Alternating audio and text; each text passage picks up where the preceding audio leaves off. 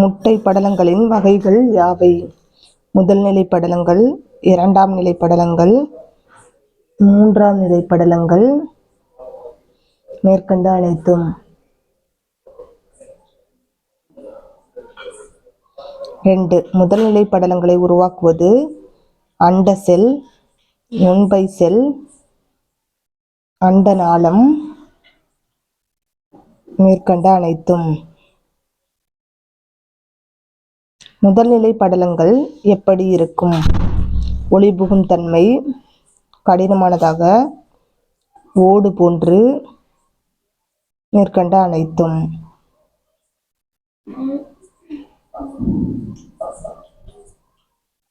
4. முதல்நிலை படலத்தில் என்னென்ன உள்ளது? மியூகோபாலிசாக்கரைடு, மியூகோபுரோட்டீன், மேற்கண்ட இரண்டும். பிட்டலின் படலங்கள் காணப்படும் உயிர்களுக்கு எடுத்துக்காட்டு: இருவாழ்விகள் பறவைகள், சுறா, எலும்பு மீன்கள், மேற்கண்ட அனைத்தும்.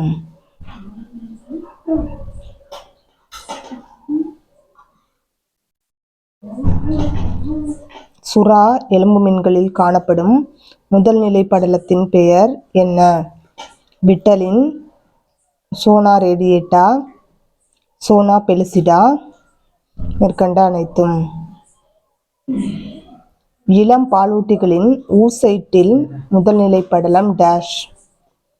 Sona radiata, zona pellucida, jelly உறை, vitelline படலங்கள்.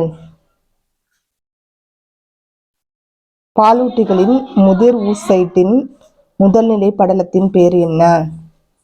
Sona radiata, zona pellucida, jelly உறை, பிட்டலின் படலங்கள். முதல்நிலை படலங்களாக ஜெல்லி உறை உள்ள உயிரிகளுக்கு உதாரணம் டேஷ்.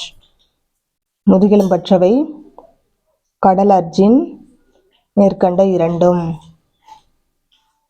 இரண்டாம் நிலை படலங்களின் வகைகள் யாவை? கைட்டின் ஓடு, கோரியான், மேற்கண்ட இரண்டும்.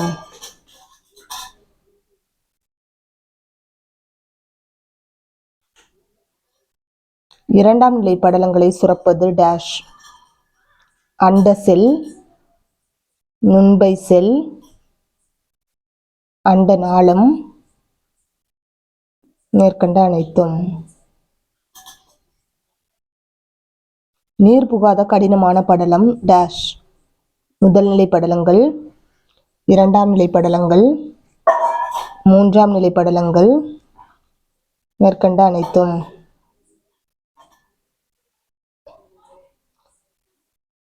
அசிடியாவின் இரண்டாம் நிலை படலங்களின் பெயர் என்ன? கோரியான், கைட்டின், கிரானுலோசா, கூடு.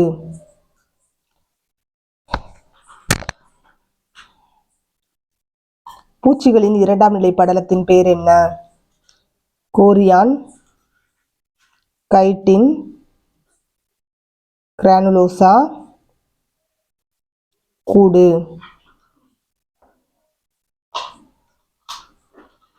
இரண்டாம் நிலை படலங்கள் காணப்படாத உயிரிகளுக்கு உதாரணம் டேஷ்.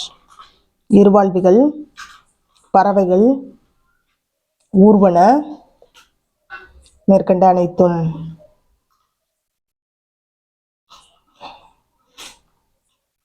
மூன்றாம் நிலை படலங்களை சுரப்பது டேஷ்.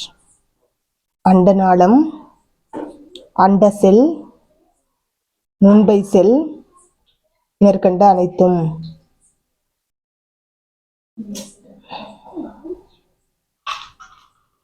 மூன்றாம் நிலை படலங்கள் யாவை?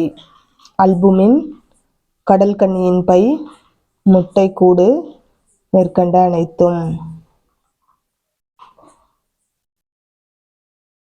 அண்ட செல்லை மையத்தில் வைத்திருக்க உதவும் வெண்திரு டேஷ்.